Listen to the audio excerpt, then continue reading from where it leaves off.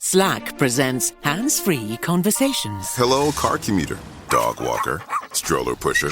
Your hands are busy. It's why we created Huddles in Slack, because sometimes talking is easier than typing. Huddle without the hassle. In Slack. Want to get smarter about investing? Then tune into the Capital Ideas podcast from Capital Group, home of American Funds Distributors, Inc., one of the world's leading asset managers. Learn from portfolio managers with decades of experience by listening to the Capital Ideas podcast today. Anytime Fitness is for real people with real fitness goals. I mean, let's be honest. Most of us aren't training for marathons, or half marathons, or even half marathons. Only time most of us are running at all is if we're trying to make a connecting flight. Wouldn't have been late if we didn't stop to buy a headphone dongle. Point is, you gotta be ready. You do not want to deal with rebooking. Anytime Fitness, where real people help you make real progress. Join today and get a plan for training, nutrition, and recovery. Hello, and welcome to Scare You to Sleep. I'm your host, Shelby Scott. I'm back. Thank you so much for your understanding for the week off. I receive the sweetest messages, and it makes me so happy to know that I have listeners like you. We may be a community of horror fans, but we aren't monsters. For my Patreon patrons, all the letters and stickers just went out, and you should be receiving them soon.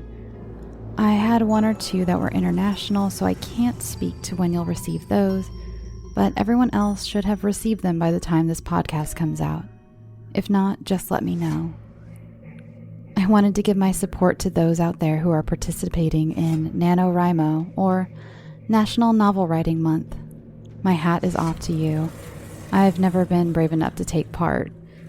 Special shout out to Gabrielle Ah, our friend of the show, author of Pavo from episode 11, and host of the podcast, Stories in the Dark. Good luck, everyone. Speaking of writing, I get a lot of requests to get back to my own original stories.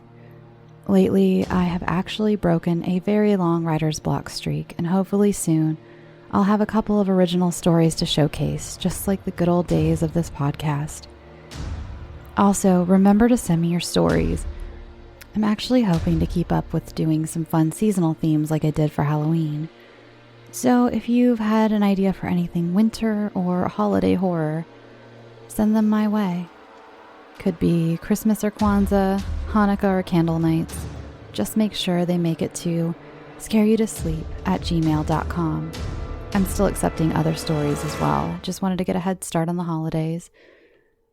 The wind was howling on the day I was able to record this week, so please excuse my rattling windows and doors in the background. I live in a very old building.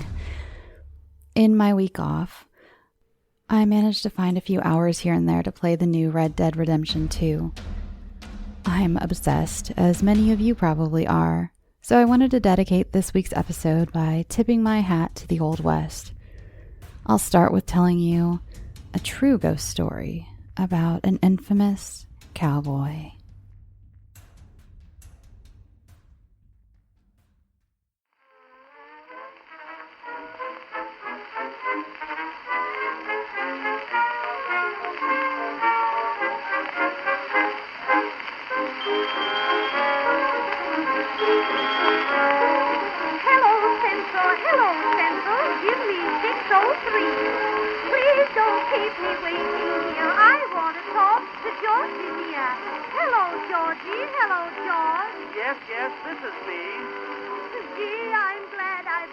Before I start this story, relayed by Kathy Weiser of legendsofamerica.com, I wanted to give a little background on Thomas Edward Ketchum, better known as Blackjack.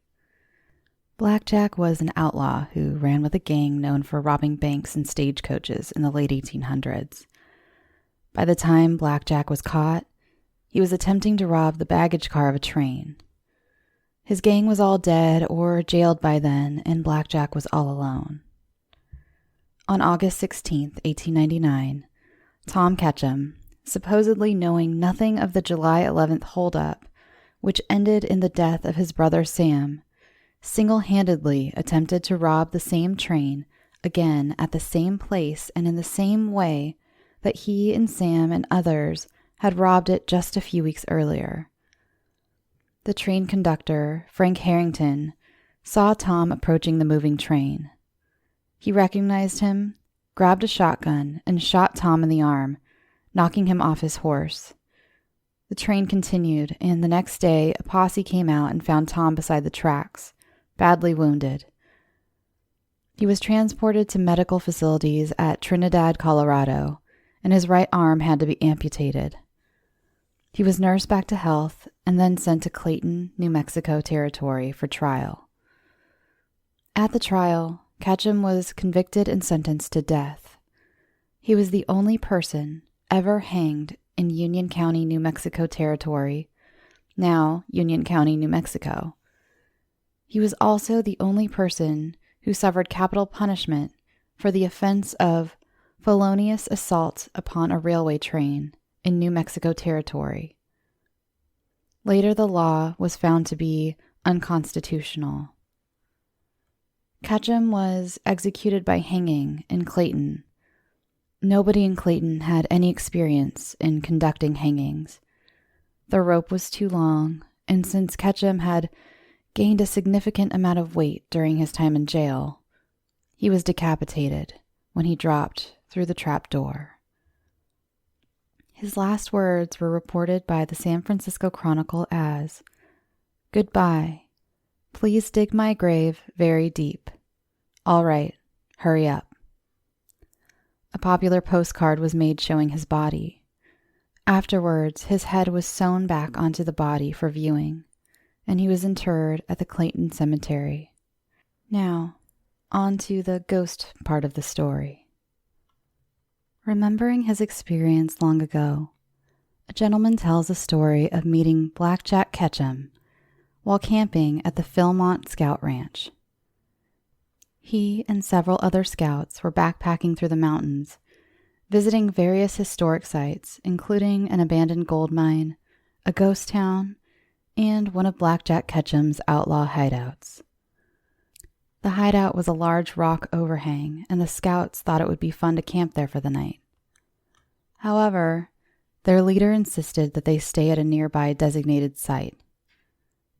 Disappointed, several of the scouts set up their tents several hundred feet from the leader's tent, hoping they would have a chance to sneak back out to the hideout later that night. About 11 p.m., when the rest of the camp was fast asleep, 5 of the scouts gathered their sleeping bags and quietly stole back to the hideout. They set up camp under the overhang and built a fire, where they sat around talking about their trip. When the fire burned down to nothing more than red coals, the scouts settled down in their sleeping bags. The storyteller drifted off to sleep thinking about Blackjack. Suddenly, he was awakened by a noise in the bushes. He said that he felt paralyzed, unable to move, and tried to call out to the others, but his throat was all knotted up. Then he said a cowboy, dressed all in black, came running out of the bushes toward the hideout. He said the man was mostly solid, but some parts of him appeared translucent. He described the man as filthy dirty with a tattered hat, clothes from the 1800s, and terribly yellowed teeth. His face was very red, glistening with sweat, with lots of facial hair, and the apparition held a revolver. The cowboy was apparently unaware of the scout, but the boy was very scared, as much by his inability to move than by the man. As he watched, a strange fog emanated from the tree line across from the small stream, and he could hear men yelling unintelligently and then muffled gunfire. The cowboy turned and fired his revolver 6 times into the trees, and then ran and stood right over the scout. The cowboy was wounded in the shoulder and discharged 6 shell casings from his revolver right on top of the boy. As he watched, the casings disappeared as they fell onto his sleeping bag. The cowboy then reloaded his revolver, fired additional shots into the trees, and suddenly, the cowboy saw the scout. The expression on the cowboy's face indicated that the scout had just suddenly appeared before his eyes. The cowboy seemed to be confused and confounded, while the scout was terrified. Then the cowboy uncocked his pistol, looking at the scout very closely, and said, "You're not supposed to be here," and then just disappeared into thin air. Eventually, he was able to go back to sleep, but had to be shaken repeatedly by his fellow campers before waking in the morning. As the scouts broke camp, the boys told his fellow campers about the dream, who were amused by the story. But as the scout rolled up his sleeping bag, he found 6 shell casings in the dust. Later, when they returned to base camp, the scout visited an old saloon where a photograph of Blackjack Ketchum was displayed. The photograph was the same man the scout had seen at the hideout. When he told his friends, they brushed him off as setting them up for a big hoax, and the scout never told anyone about it again. But he kept the shell casings. After the scout returned home, he checked with a gun expert who said the casings were dated from sometime around 1878, but were in almost brand new condition, and the gunpowder could still be smelt in them. In fact, the gunpowder was one that was used in the last century, but not today. The scout kept the casings for years, but unfortunately, after he moved away from home, his mother threw them out, along with several other items the boy had saved, such as comic books and baseball cards. Some hauntings have an eerie resemblance to life, where ghosts are busy with activities that are common to living people, such as walking around or working. Quote-unquote ghost experts describe these hauntings in several ways. The first is that the ghost is simply doing something that he or she did frequently in life. The second assumes that the sci-fi concept of time-space continuum is real, and that sometimes 2 time frames overlap. The third explanation is referred to as a place memory, which is kind of like a recording of a past event that has imprinted itself on the environment. Images and sounds are impressed upon a place and later replayed in a phenomenon that is similar to watching a loop of a movie film. So, perhaps there is no ghost in these types of hauntings, but rather some kind of psychic record of a person from long ago. We'll have lots of... Oh, hurry up and get here, honey. All right, I'll take a car. Why, it's not far, and my time is all my own. Hurry up, there's something missing. We'll have lots of kissing. Pa and Ma have left me all alone.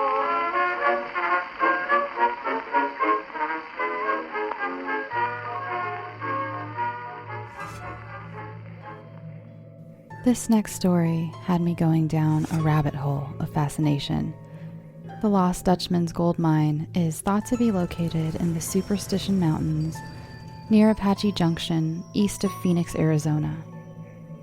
This is your classic tale of those who search for riches, but find nothing but heartache and brutal tragedy. This one has a lot of backstory, but once I got to the list of deaths associated with the mine, as well as the manner in which these poor souls were found, I was flabbergasted. Coming to us from Troy Tayler and prairieghosts.com, here is the sad and ongoing tale of the Lost Dutchman mine.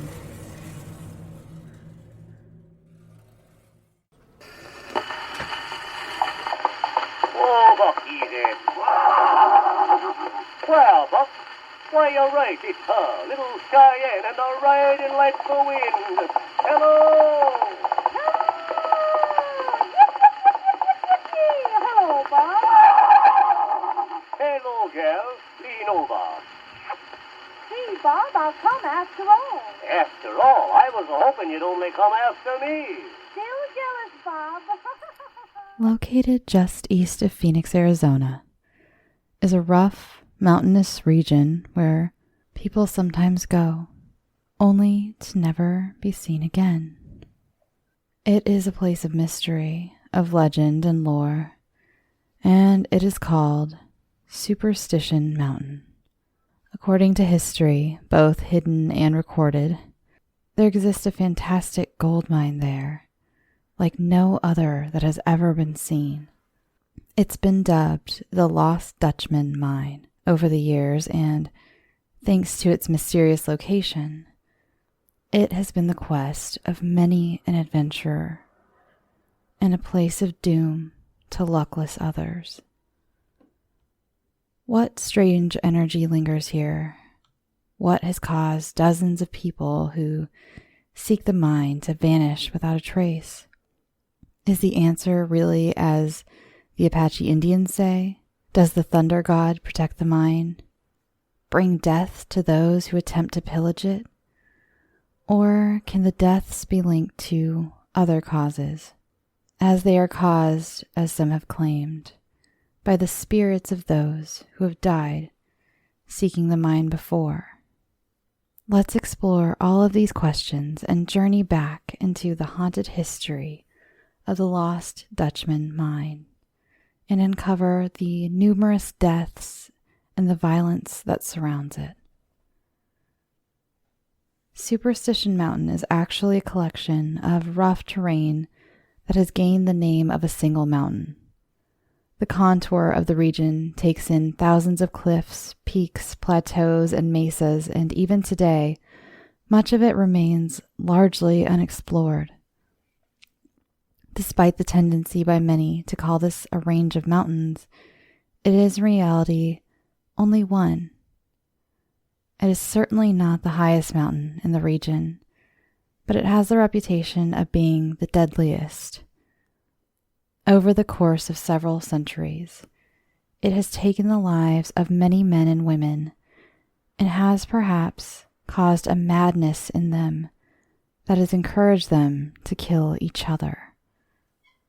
The Apache Indians were probably the first to set eyes on the mountain, followed by the Spanish conquistadors, the first of which was Francisco Vázquez de Coronado. He came north from Mexico in 1540 seeking the legendary 7 gold cities of Cibola. When he reached the region, the local Native Americans told him that the mountain held much gold, although they refused to help the Spaniard explore it. They were in too much fear of the thunder god, who was said to dwell there, and who would destroy them if they dared to trespass upon his sacred ground. When the Spaniards tried to explore the mountain on their own, they discovered that men began to vanish mysteriously.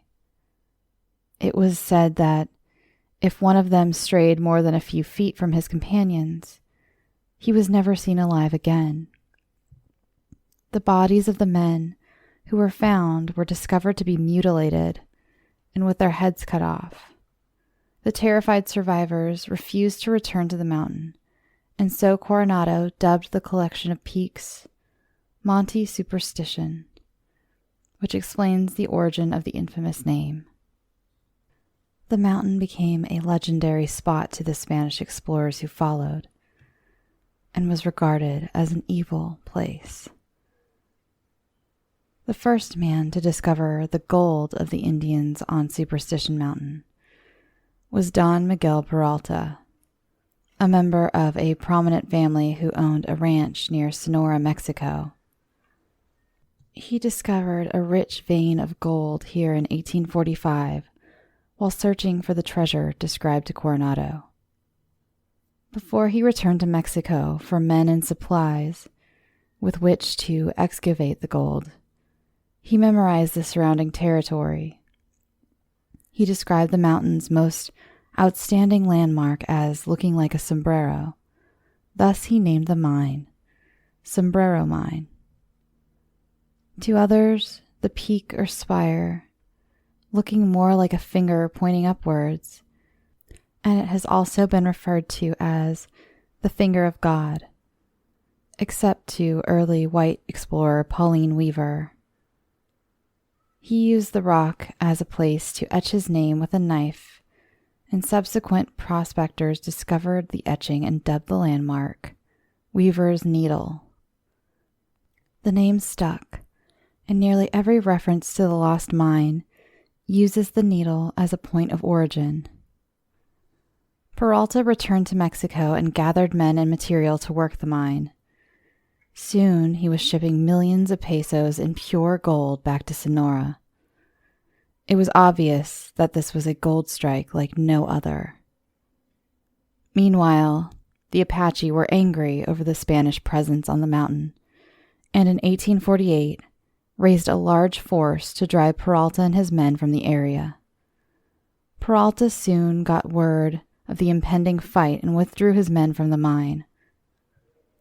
They would pack up all of the available burros and wagons with the already mined ore and return home.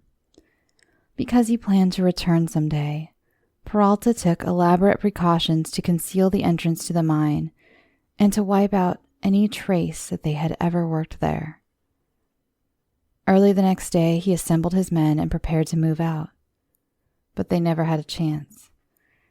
Taken by surprise, the Apache warriors attacked and massacred the entire company of Spaniards. The pack mules were scattered in all directions, spilling gold and taking it with them as they plunged over cliffs and into ravines. For years, prospectors and soldiers discovered the remains of the burros and rotted leather packs that were still brimming with raw gold. The area, dubbed Gold Field, became a favorite place for outlaws and get-rich-quick schemers who spent days and months searching for the lost gold. The last case of anyone finding the bones of a Peralta mule was in 1914. A man named C.H. Silverlock showed up in Phoenix one day with a few pieces of badly decayed leather, some pieces of Spanish saddle silver, and about $18,000 in gold concentrate. The next discoverer of the Peralta mine was a man named Dr. Abraham Thorne. He was born in East St. Louis, Illinois, and all of his life longed to be a doctor to the Indians in the western states. Early in his life, he was befriended by a frontier legend, Kit Carson, and when Fort McDowell was founded in Arizona in 1865, he arranged for Thorne to become an army doctor with the officers' ranks. At this time, fighting between the whites and the Apache was often fierce. The Native Americans were being besieged by the army, but it would not be long before the cooler heads would prevail and President Abraham Lincoln would create a compromise in the area. He proposed a reservation along the Verde River near Fort McDowell, which could serve as a sanctuary for the Apache. It was here, in an area known unofficially as the Strip, where Thorne came to live and work amongst the Native Americans. He soon made many friends and earned respect from the local tribe leaders, caring for the sick and injured, delivering babies, and teaching hygiene and waste disposal. In 1870, a strange incident would take place in Dr. Thorne's career. Several of the elders in the tribe came to him with a proposal. Because he was considered a good man and a friend of the Apache, they would take him to a place where he could find gold. The only condition would be that he was to be blindfolded during the journey of roughly 20 miles. Dr. Thorne agreed, and the Native Americans placed a cloth around his head and over his eyes. They led him away on horseback, and at the end of the journey, the cloth was removed, and he found himself in an unknown canyon. He would later write that he saw a sharp pinnacle of a rock about a mile to the south of him. Treasure hunters believe this was most likely Weaver's Needle. There was no sign of a mine, but piled near the base of the canyon wall, as if placed there for him, was a stack of almost pure gold nuggets. He picked up as many as he could carry and returned home. He later sold the ore for $6,000 and became another strange link in the mystery of the mine's location. First of all, I guess we should clear up one popular misconception about Jacob Waltz, and it's that he was not a Dutchman. He was actually from Germany and born there in the early 1800s. He came to America in 1845 and soon heard about the riches and adventure that were waiting in the frontier beyond New York. His first gold seeking took him to a strike in North Carolina, and from there he traveled to Mississippi, California, and Nevada, always looking for his elusive fortune. Waltz worked the gold field of the Sierra Nevada foothills for more than 10 years, never getting rich, but turning up enough gold to get along. By 1868, he was in his 50s and wondering if he was ever going to find his proverbial motherlode. The Native Americans had nicknamed him Snowbeard because of his long white whiskers, and it isn't hard to picture him as one of those grizzled old prospectors who were so common in Western films. That same year, Waltz began homesteading in the Rio Saltillo Valley, which is on the northern side of Superstition Mountain. Soon after he arrived, he began to hear stories from the local Native Americans about supernatural doings around the mountain, about a fierce god, and about vast deposits of gold. Most stories about Jacob Waltz say he spent the next 20 years or so prospecting for gold around the Arizona Territory. He often worked for wages in other men's mines while he searched for his own fortune. It was during one of these jobs that he met Jacob Weiser, most likely while he was working at the Vulture Mine in 1870. One version of the legend claims that Waltz was fired from the mine for stealing gold, and soon the two quote-unquote Dutchmen struck out on their own and vanished into the land around Superstition Mountain. Not long after, they were seen in Phoenix, paying for drinks and supplies with gold nuggets. Some claimed this gold was the stolen loot from the Vulture Mine, while others say that it was of much higher quality and had to have come from somewhere else. Regardless of where it came from, the two men would spend the gold around the town for the next 2 decades. There have been a number of stories about how the men found the lost mine. According to some, they stumbled upon it by accident. Others say that they killed 2 Mexican miners who they mistook for Native Americans and then realized the men were mining for gold. But the most accepted version of the story is that they were given a map to the mine by a Mexican Don whose life they saved. The man was said to have been Don Miguel Peralta, the son of a rich landowner in Sonora, Mexico, and a descendant of the original discoverer of the mine. The Dutchman saved Peralta from certain death in a knife fight, and as a reward, he gave them a look at the map to the mine. He was later said to have been bought out of the mine by Waltz and Weiser. At some point in the years that followed, Jacob Weiser disappeared without a trace. Some say that the Apaches killed him, while others maintain that Waltz actually did him in. As you can see, there is a lot of speculation to the legend. But Waltz was always around, at least part of the time. Long periods would go by when no one would see him, and then he would show up in Phoenix again, buying drinks with gold nuggets. It was said that Waltz had the richest gold ore that anyone had ever seen, and for the rest of his life, he vanished back and forth to a secret mine, always bringing back saddlebags filled with gold. Whenever anyone tried to get information out of him, he would always give contradictory directions to where the mine was located. On many occasions, men tried to follow him when he left town, but Waltz would always shake his pursuers in the rugged region around the mountains. By the winter of 1891, an old Mexican widow named Julia Elena Thomas, who owned a small bakery in Phoenix, befriended the aged miner. Apparently they became romantically involved, and Waltz promised to take her to a secret mine in the spring, but she never saw it. The Dutchman died on October 25th, 1891, with a sack of rich gold ore beneath his deathbed. Immediately after word reached town about Jacob Waltz's death, a number of men who had heard the Dutchman speak of the mine over the years rode out for the mountain in search of the mystery. They never found it, and in fact, two of the prospectors, Sims Eli and Jim Bark, spent the next 25 years searching in vain for what they called the lost Dutchman mine. The search has since fueled more than a century of speculation.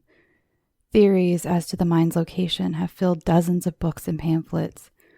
Literally hundreds of would-be prospectors have searched the Superstition Mountain region, and most have come home with little more than sunburns. But there are also many who have not come home at all. As many Scary to Sleep fans know, I've been going through a lot of changes in my life, and one thing I've been doing is getting my finances much more organized, and that includes paring down some of the subscriptions I pay for. It feels like everything is a subscription these days, be it for the gym or streaming services or music, the list goes on, and something that has helped me tremendously is Rocket Money. They not only helped me cancel subscriptions that were a pain to try to do myself. Have you ever tried to deal with some of these companies directly? It's just a headache. Rocket Money also alerts me when the subscriptions I did keep go up in price, giving me the ability to weigh my options and keep those little extras that add up oh so quickly in check. Rocket Money is a personal finance app that finds and cancels your unwanted subscriptions, monitors your spending, and helps lower your bills. I can see all of my subscriptions in one place, and if I see something I don't want, I can cancel it with a tap. I never have to get on the phone with customer service. Rocket Money has over 5 million users and has helped save its members an average of $720 a year with over 500 million in canceled subscriptions. Stop wasting money on things you don't use. Cancel your unwanted subscriptions by going to rocketmoney.com/scareyoutosleep. That's rocketmoney.com/scareyoutosleep. rocketmoney.com/scareyoutosleep. Anytime Fitness is for real people with real fitness goals. I mean, let's be honest. Most of us aren't training for marathons, or half marathons, or even half marathons. Only time most of us are running at all is if we're trying to make a connecting flight. Wouldn't have been late if we didn't stop to buy a headphone dongle. Point is, you gotta be ready. You do not want to deal with rebooking. Anytime Fitness, where real people help you make real progress. Join today and get a plan for training, nutrition, and recovery. Here's a cool fact. A crocodile can't stick out its tongue. Another cool fact, you can get short-term health insurance for a month or just under a year in some states. United Healthcare short-term insurance plans are designed for people who are between jobs, coming off their parents' plan, or turning a side hustle into a full-time gig. Underwritten by Golden Rule Insurance Company, they offer flexible, budget-friendly coverage with access to a nationwide network of doctors and hospitals. Get more cool facts about United Healthcare short-term plans at uh1.com. There's no way to guess just how many people have died in pursuit of the lost Dutchman mine. Some who have disappeared may have just quietly slipped away, unwilling to admit that they failed to find the treasure, while others may have gone in secretly and never came out, their names recorded as a missing persons case somewhere. The death toll of the legendary Peralta massacre varies between 100 to 400. Plus, there are the murders attributed to the Dutchman, Jacob Waltz himself. He's alleged to have killed at least 2 men who found his treasure trove, and is blamed for the death of his partner, Jacob Weiser, and others. There are also a number of people who were slain by the Apaches after they were found searching the mountain for the mine. These deaths, like the victims of the massacre, and those killed by the Dutchman are easy to document and understand. But there are others which are not so easy to explain. In the summer of 1880, 2 young soldiers appeared in the town of Pinal. They had recently been discharged from Fort McDowell and were looking for work at the Silver King mine, operated by Aaron Mason. They also asked him to take a look at some gold ore they had found while crossing Superstition Mountain. Mason was stunned to see a bag of extremely rich gold ore. Where had they found it? The soldiers explained that they had been on the mountain and had flushed a deer into one of the canyons. On their way out, they found the remains of an old tunnel and a mine. This small bag of gold was only a little of what could be found there. Mason asked them if they could find the place again, and they believed they could. Having been scouts for the army and very conscious of the details of the landscape, they remembered the mine being in the northerly direction of a sharp peak, which Mason was sure was Weaver's Needle, and in very rough country. A narrow trail had led them from the peak and into the valley where they found the mine. The soldiers admitted, however, they knew little about mining. Would Mason go into partnership with them? He agreed and purchased the ore they brought with them for $700, then helped them get outfitted for their return to the mine. They left Pinal the next day and never returned. Mason waited 2 weeks and then sent out a search party. The nude body of one of the soldiers was found beside a trail leading to the mountain. He had been shot in the head. The other man was found the next day and had been killed in the same manner. Apaches? No one would ever find out. A year later, a prospector named Joe Deering showed up in Pinal and worked as a part-time bartender. After hearing about the death of the 2 soldiers, he began to make searches of Superstition, looking for the mysterious mine. He was more successful in his search than most, although I don't think I would go as far as to say his luck was any better. According to Deering, he had discovered the mine and that it was kind of a pit, shaped like a funnel and with a large opening at the top. He said that the pit had been partially filled in by debris and there was a tunnel that had been walled over with rocks. Deering planned to work as a bartender until he could make enough money to excavate his find. He later went to work at the Silver King mine, still intent on saving his earnings, until a cave-in killed him a week later. Another prospector connected to the Lost Dutchman mine and its mysterious deaths was Elisha Rivas, better known as the Madman of the Superstitions. From 1872 until his death in 1896, he resided in a remote area on the mountain and raised vegetables. The local Apaches never bothered him because they were afraid of him. The Native Americans held those who were mad in superstitious awe, and Rivas certainly seemed to fit the bill. It was said that he ran naked through the canyons at night and fired his pistol at the stars. In April of 1896, a friend of Rivas realized that he was overdue for his periodic trip into town and went in search of him. His badly decomposed body was found near his home. Coyotes had eaten him, and his head had been severed from his body, much like the Spanish conquistadors. It was found lying several feet away. The same year that Rivas was found murdered, 2 Easterners went looking for the mine. They were never seen again. Around 1900, 2 prospectors, remembered only as Silverlock and Mom, began an excavation on the northern edge of Superstition. They found some of the gold remaining from the Peralta massacre, but little else.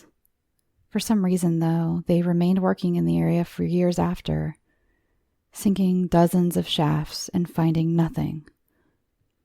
Then, in 1910, Mom appeared at the Mormon Cooperative in Mesa.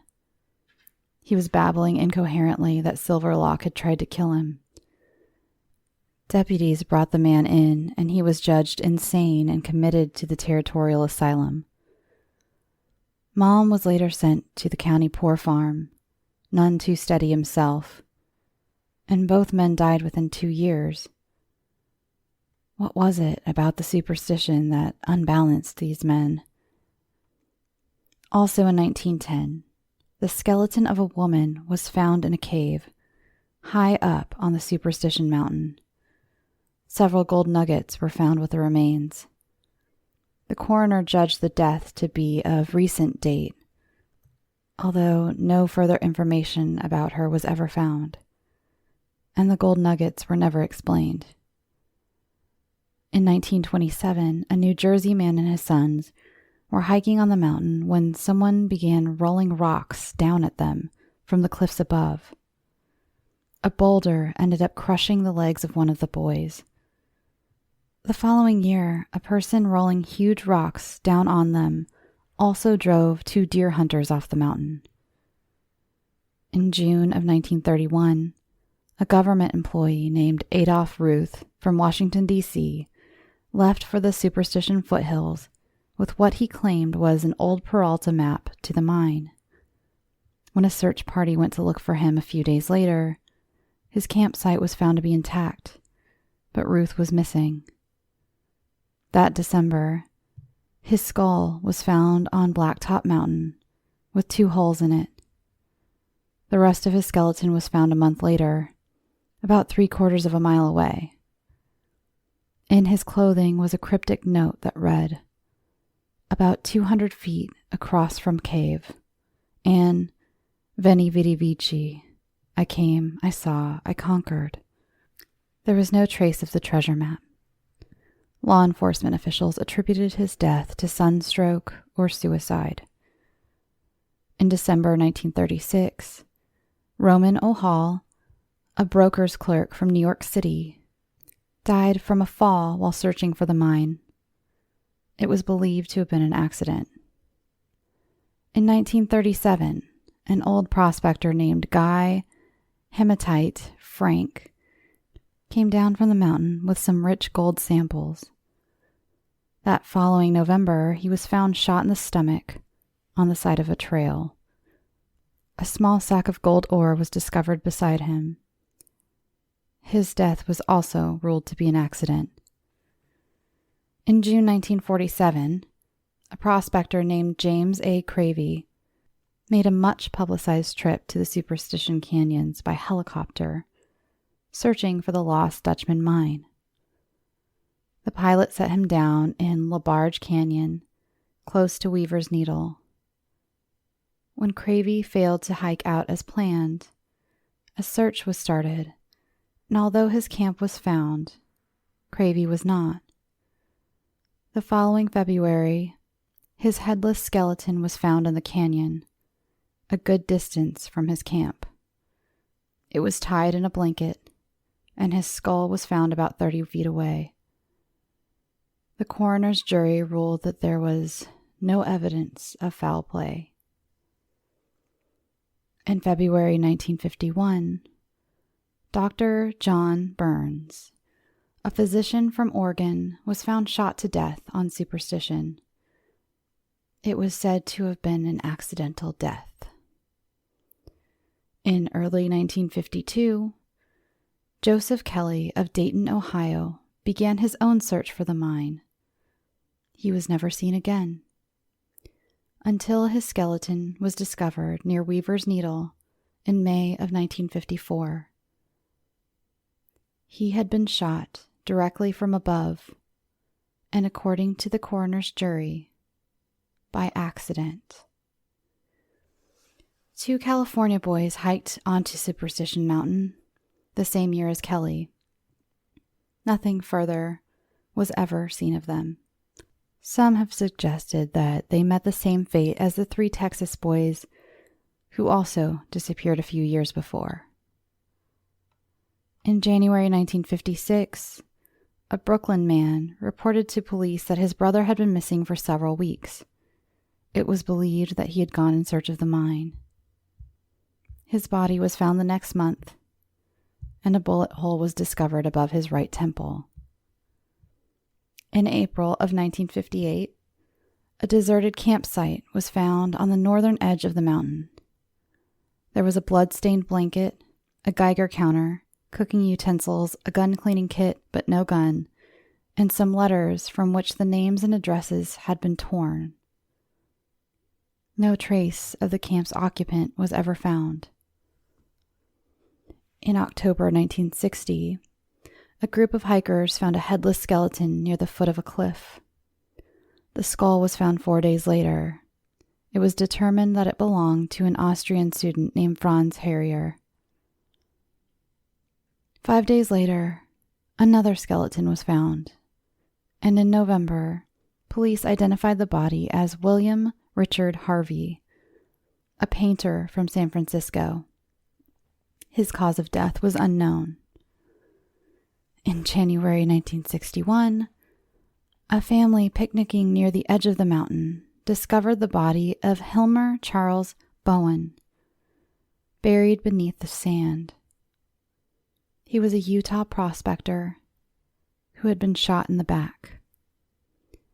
2 months later, another prospector, Walter J. Mowry from Denver, was found shot to death in Needle Canyon.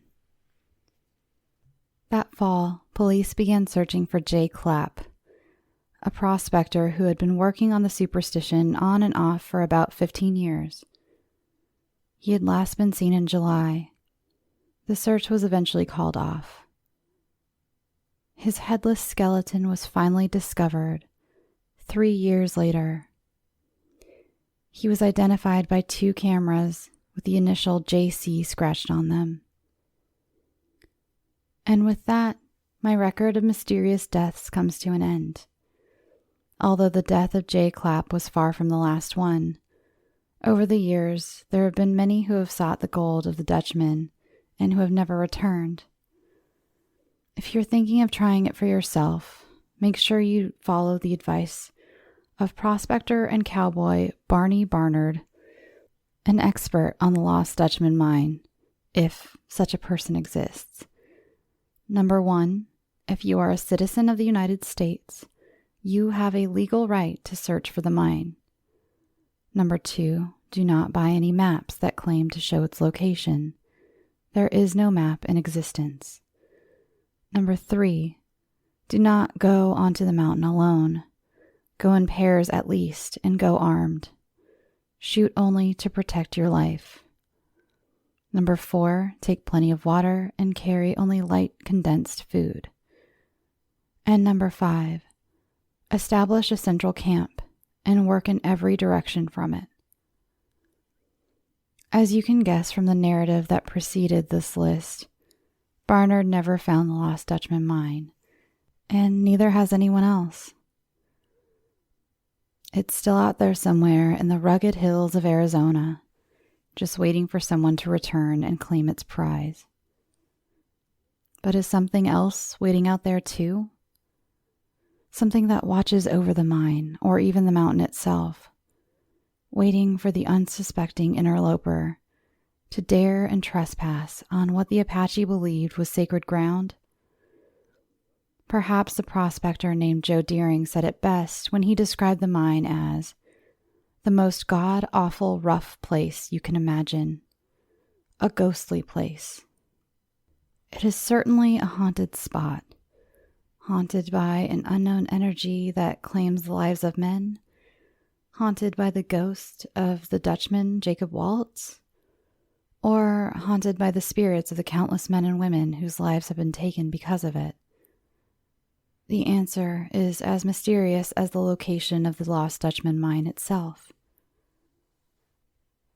For more about the mine, you can read Troy Taylor's book. It's called Out Past the Campfire Light. I'll put a link in the description. So what do you think, listeners? Do you think you're going to go look for the lost Dutchman mine? Let me know.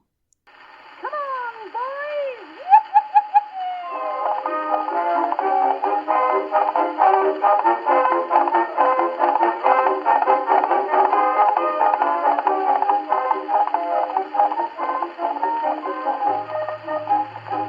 Our last story of the night was submitted by author Katharine Eddowes.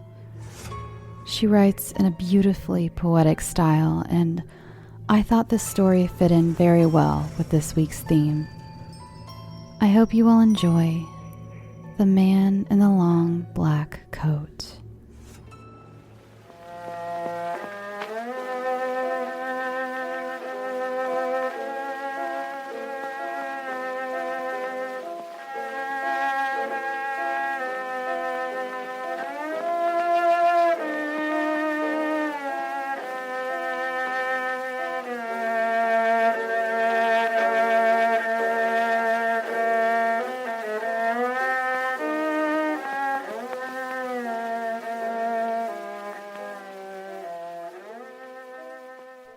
(1931), and the fields of Nebraska are plowed from their once green. It's the start of the summer, and the rain, so far, has been kind. Papa has taken the government subsidy. He sits on the tractor like a man possessed. Eleonora's small, tight eyes watch him. The tractor is in every way Papa's, hulking and brooding and red like a dragon. The dragon breathes fire and smoke as it crawls mechanically along the brown furrows that cleave the earth like narrow, endless graves. Papa's shape on the tractor is slouched over, denim dungarees as fatigued as the man in them. Large, capable hands moving the gears. But it's Papa's eyes worry little Eleonora, even though she can't see them from here. She knows that they're too serious, too earnest. The little girl pulls at the newly turned earth in the field nearest to the homestead. Her eyes, tight and distracted, examine the scar on her elbow. Mama made that scar. Mama has scars too, but they're on the inside. Eleonora watches Papa at work, but Eleonora has one eye on Mama. Always one eye on Mama. Mama who might run to the road and flag down passing cars again. She did once before. But right now, Mama takes in washing from the single line, pulls at her only good dress, cornflowers. Mama's eyes, flat and empty and often crying, scour the horizon, searching for something. For all that scouring, though, Mama's eyes perceive nothing. Maybe her own dead future. Mama rolls the dress up in a ball and drifts, ghost-like, back into the house. Eleonora finishes raking, goes to the house, must iron Mama's dress for church. The walk to church is an hour-long one. Above the rhythm of their feet, the Nebraska sky is wide, immense. The bleached clapboard timbers of the church visible a good 40 minutes into the walk. An antagonistic little shape for the last 20. It looms, simple and austere, on the blue horizon like a floating finger, spired and sharp. The farmers enter through the narrow door. Two gothically creaking, groaning trees, branches hooked and arching like spiked nails, frame the entrance. Inside, the church is plain and unforgiving, like it's God. The white walls and polished brown pews more hem the congregation in than welcome them to sit. The young Reverend Graham stands at the pulpit, forehead high and lofty, august. His eyes, slanted, analytical, bore through the farmers entering, sober, serious. Graham's eyes damn and comfort all at the same time. His black suit nebulous, his white pocket handkerchief perfectly colorless. Eleanor sits, watches from the side of her small eyes. Papa takes off his hat. Mama sniffs. Young Graham's voice is soft, but it warns, cautions, and pushes all the same. The devil walks among us every day. He points his beautiful finger at the congregation. Pauses for dramatic effect. Let me tell you a story. A good wife tells her husband to adhere to Scripture, but sees his working clothes have been worn on a Sunday afternoon.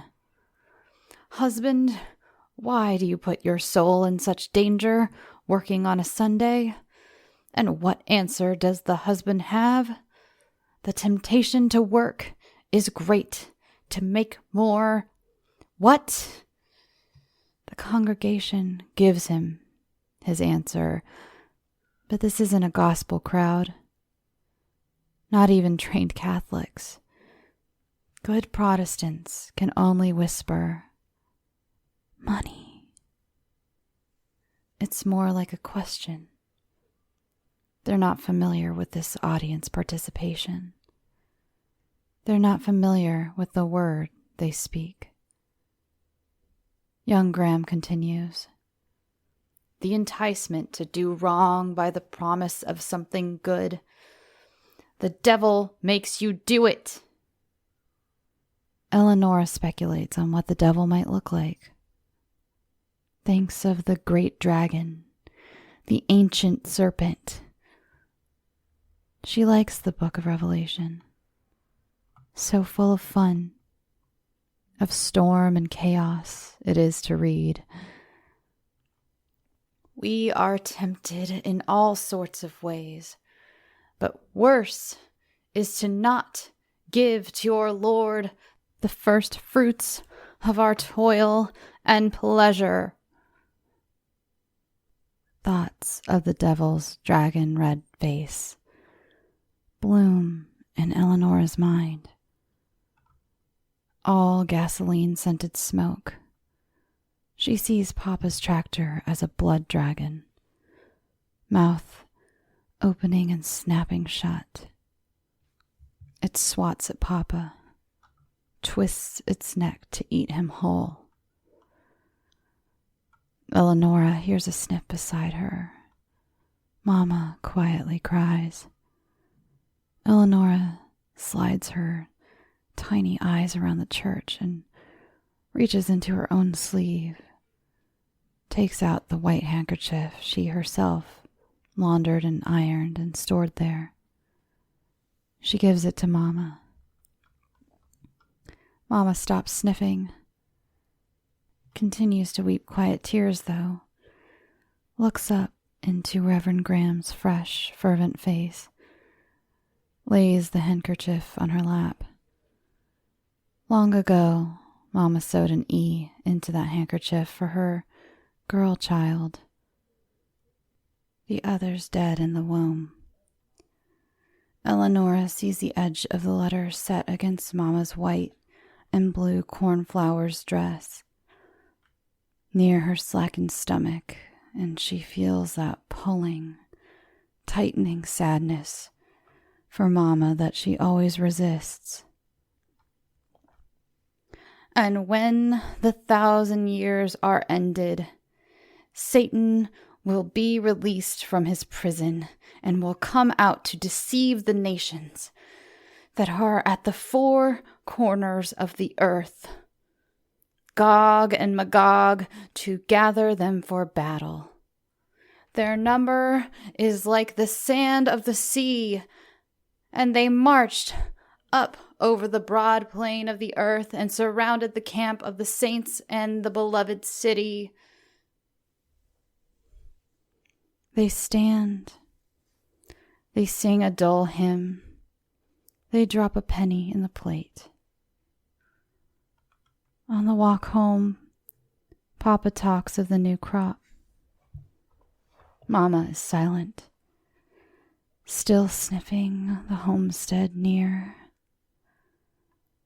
But the wind starts up in the east, and a man is there. A tall man in a long black coat. Mama again cries suddenly, loudly now, and stares at him. His bleached, bloodless face hangs on his shoulders, featureless, like a hangman's corpse. Even though he has no eyes, he looks right into Eleonora, and his slit, gash mouth is still and is waiting. His long black coat flaps. Eleonora can hear laughter and screams in the sound of the coat in the wind. The man carries trees and tall grass, colossal with moisture. He walks on deep, soaked earth, sludgy with cornflowers. The light behind him, beautifully sapphire, bleeds bluely around him. A dank mist swirls. Shadows and outlines group and form, things half hanging, silently indistinct. The mist drapes itself over the smallish piece of Nebraska, over the whole country. In his hands, little Eleonora sees a cracked, fractured earth. Bald fields gape in pain. The earth coughs and hacks. A yawning, cavernous wound, tasting bitter and thick like the oil Papa uses on the tractor, opens up on the horizon. The man holds out his hands, opens his mouth to show his teeth, and his teeth are razor blades. But they're so beautiful. So beautiful that Eleonora walks to them, can suddenly think of no reason not to, because his long fingers now haul at her, and she likes the way the slashes feel on her soul. But a familiar hand pulls at her elbow. Calloused fingers touch the scar there. It pauses Eleonora, and Eleonora sees Mama's eyes up close and suddenly now. They're clear and uncrying. So it's Mama who walks straight into the bite of the man in the long black coat. The sky darkens with the snap of his teeth in his mouth. The earth breathes a humming sigh. The wind behind the man moves with fierce sureness, swirling, dancing, rolling across the once green plains. It scythes the earth with an acrid, choking dust storm that will last a generation. Finally, Papa notices the wind and the dust, rushes about putting the tractor away, tying things down. But it's too late for Papa.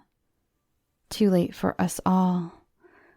Panic is in his eyes, no longer sure and fixed. Eleanor watches the man as he disappears into the dust. Mama disappears with him, and so many other things, too.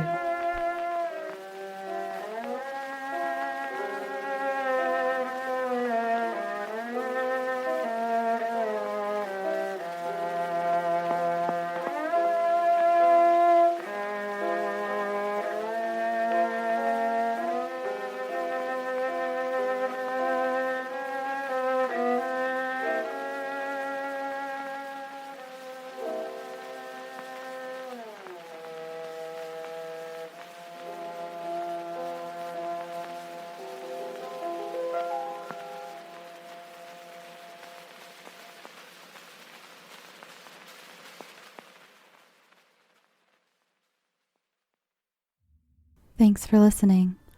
I hope you enjoyed this little trip out west with me.